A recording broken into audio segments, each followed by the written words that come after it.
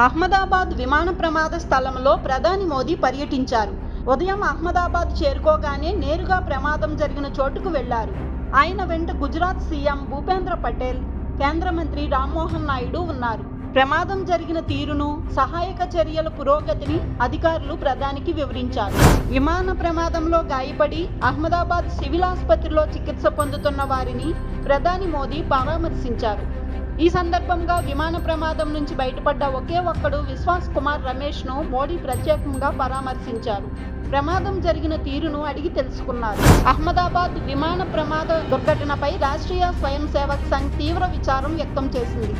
ఈ ఘటన అత్యంత దురదృష్టకరమని పేర్కొంది. బాధితులందరికీ సంతాపాన్ని వ్యక్తం చేసింది.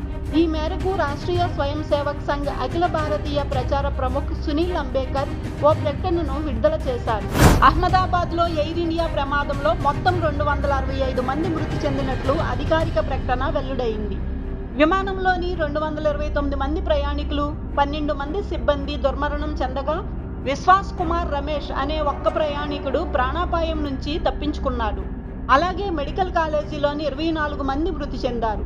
మృతుల్లో గుజరాత్ మాజీ సీఎం విజయ్ రూపానీ కూడా ఉన్నారు. అహ్మదాబాద్ విమాన ప్రమాదంలో ప్రాణాలతో బయటపడ్డ విశ్వాస్ కుమార్ రమేష్ తానెలా తప్పించుకున్నాడో తెలియజేశాడు.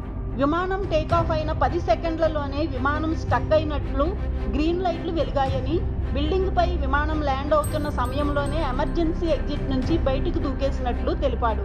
అదే సమయంలో మంటలు కూడా అంటుకోవడంతో స్వల్ప గాయాలతో బయటపడ్డట్లు తెలిపాడు. అహ్మదాబాద్ విమాన ప్రమాదంలో ఓ కుటుంబం మొత్తం బలి కావడం తీవ్రంగా కలిచివేస్తోంది. వృత్తిరీత్యా లండన్లో స్థిరపడేందుకు వెళ్తున్న డాక్టర్ కౌమి వ్యాస్, డాక్టర్ ప్రతీక్ జ్యోతి, వారి 3 పిల్లలు ప్రమాదంలో ప్రాణాలు కోల్పోయారు.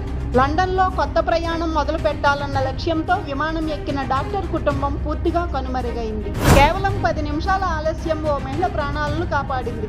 లండన్ వెళ్లాల్సిన విమానాన్ని త్రుటిలో మిస్ అయిన ఆమె ఘోర ప్రమాదం నుంచి అదృష్టవశాత్తు బయటపడ్డారు.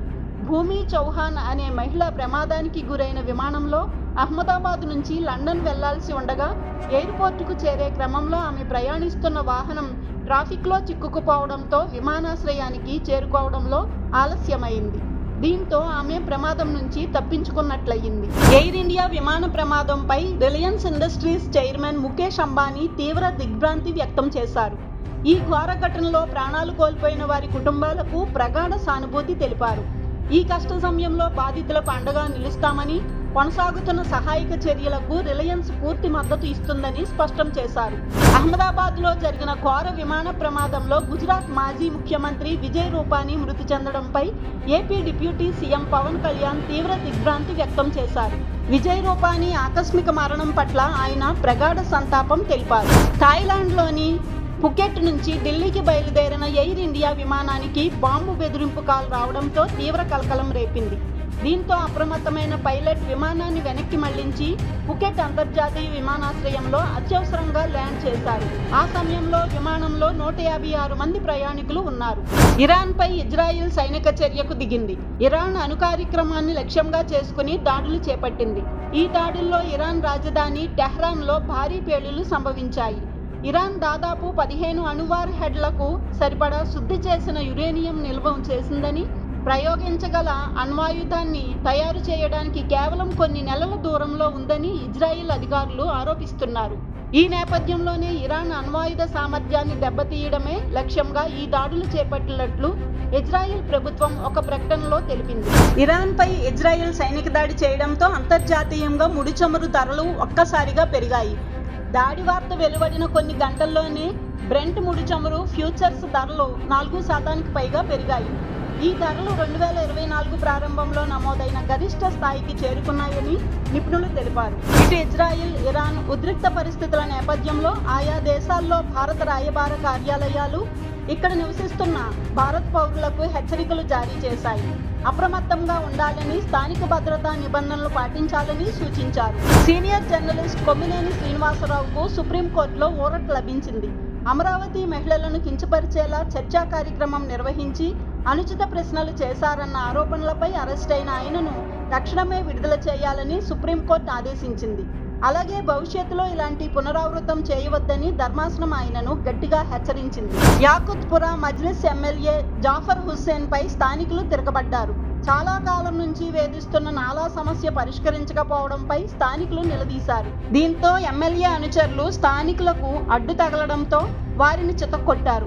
ఈ ఘటన స్థానికంగా తీవ్ర సంచలనంగా మారింది. తెలంగాణలో గొల్ల, కుర్మ సామాజిక వర్గాలకు మంత్రివర్గంలో, పార్టీ పదవుల్లో సముచిత స్థానం కల్పించాలని ప్రభుత్వం whip Aler MLA Beerla Ailaiah demand చేశారు. తెలంగాణలో గొల్ల, కుర్మలు కలిసి 28 లక్షల మంది ఉన్నారని, ఈ రెండు సామాజిక వర్గాల తరపున శాసనసభలో తాను ఒక్కడినే ప్రాతినిధ్యం వహిస్తున్నానని చెప్పుకొచ్చారు. అమల్లోకి వచ్చిన తల్లికి వందనం పథకం ద్వారా లబ్ధిదారుల ఖాతాల్లో డబ్బులు జమ అవుతున్నట్లు ప్రభుత్వం తెలిపింది. నిరుపేద కుటుంబాలలో విద్యను ప్రోత్సహించే లక్ష్యంతో 1వ తరగతి నుంచి 12వ తరగతి వరకు చదువుతున్న ప్రతి బిడ్డకు వారి తల్లులకు ఏటా ఆర్థిక సహాయం అందిస్తున్నట్లు తెలిపింది. హైదరాబాద్ నగరంలో ప్రతిష్టాత్మకంగా చేపడుతున్న మెట్రో రైలు 2వ దశ పనులు వారసత్వ కట్టడాల వద్ద అవరోధం ఏర్పడింది. చారిత్రక చార్మినార్, ఫలక్నుమా ప్యాలెస్ సమీపంలో ఎలాంటి మెట్రో నిర్మాణ పనులు చేపట్టరాదని హైకోర్టు మధ్యంతర ఉత్తర్వులు జారీ చేసింది. ఈ అంశంపై పూర్తి వివరాలతో కూడిన నివేదికను సమర్పించాలని ప్రభుత్వాన్ని ఆదేశించింది. ఆదిలాబాద్ జిల్లా గాదిగూడ మండలం పిప్రి గ్రామంలో పిడుగుపాటుకు ఏకంగా 6 రైతులు ప్రాణాలు కోల్పోయారు. పొలంలో పనులు చేస్తుండగా ఒక్కసారిగా పిడుగుపడడంతో రైతులంతా దగ్గరలోని ఓ గుడిసెలోకి వెళ్లడంతో అదే సమయంలో పిడుగుపడింది. దీంతో 6 రైతులు మృతి చెందగా మరో 12 మందికి తీవ్ర గాయాలయ్యాయి. సూర్యాపేట జిల్లా ఆత్మకూరు మండలం నెమ్మికల్లు దగ్గర ఘోరం జరిగింది. రోడ్డుపై అకస్మాత్తుగా పరిగెట్టిన 4 ఏళ్ల చిన్నారి మోక్షిత్ను ట్రాక్టర్ ఢీకొట్టగా అక్కడికక్కడే ప్రాణాలు కోల్పోయాడు. ఈ దృశ్యాలు సీసీ కెమెరాలో రికార్డయ్యాయి.